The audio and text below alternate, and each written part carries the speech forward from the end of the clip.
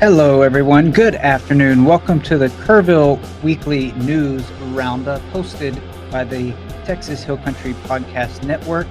We are your co-hosts and founders of the network, Andrew Gay and Tom Fox, here to talk about our top news picks of the week. Tom, do you want to do the honors, sir, and kick us off? Sure. A couple of stories caught my attention this week. The first is Mary Muse, the executive director of the Kerrville Folk Festival, has announced her retirement. She's held this position for 8 years. If you've never been to the Kerrville Folk Festival and you live in Kerrville, I would encourage you to go. It is a fabulous month or 3 weeks of music every Friday, Saturday nights, and then on Sunday. There's always something going on. If you're interested in learning about songwriting, music, learning to play, refining your play of any musical instrument out there, it's been a part of the Kerrville life since I think 1973. We just had the 50th anniversary last year. I guess that would be 72. If you like singer-songwriters, if you like folk music, if you like rock music, if you like country western music, it's got music for you. And Mary Muse has led this effort for the past 8 years. She met her husband, songwriter Bill Muse, at the Kerrville Folk Festival. So she's had a great run.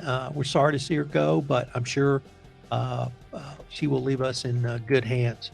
The second story I have, Andrew, is a little bit different focus, and it's HEB, which has initiated several recycling initiatives around plastic bags locally. And what struck me about this is HEB is one of the best corporate citizens you could ever ask for. When Hurricane Harvey hit Houston, it was actually HEB, not the state or local governments or even the federal government, that led the initial rescues and bringing supplies and food to Houston. But that's just one example of what HEB does. And I really want to emphasize this for all the criticism from our state around recycling, around responding to climate change. Businesses can really lead this effort, and HEB is doing an education program. They're working to lessen the use of plastic bags, and they're going to work to recycle them as well. So I want to throw a big shout out to HEB for leading this effort locally here in Kerrville, and also helping to lead an educational effort on the ubiquity of plastic bags. How about any stories that caught your eye? Yeah, a couple, Tom, and thank you for that. First and foremost, let's start with the new superintendent that was selected for Kerrville ISD. Kerrville is known for having a great school system, solid school system. There's plenty of kinks like any other school system that it constantly needs attention and to be worked out. But Dr. Mark Faust, who was the superintendent before the new superintendent here, had left just a few months ago, I think at the end of last year. And the new superintendent that Kerrville ISD has selected is a gentleman named Dr. Brent Ringo.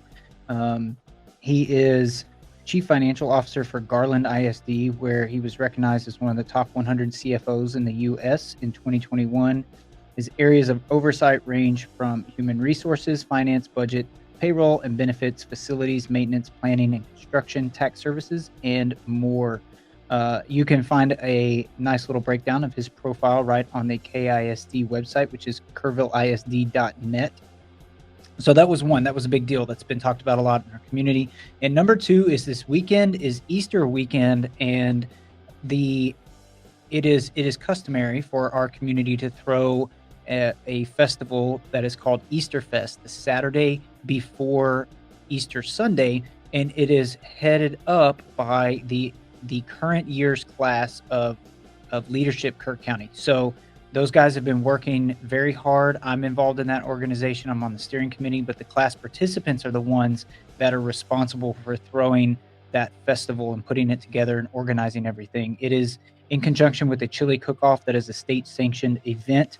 And so those folks will be arriving, or were arriving today, and will be lined up along the river to do their chili cook-off activities. But then there's also everything from a car show, an Easter egg hunt for kids that starts at 11 a.m., vendors. There's a beer tent. So as long as the weather looks like it's going to hold out, which it does, it looks like it's going to be okay.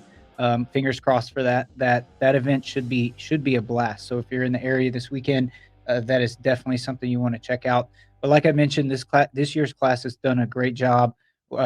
Worked really, really hard putting that together. So we're hoping for a successful event there. So go check that out if you're in the Kerrville area this weekend.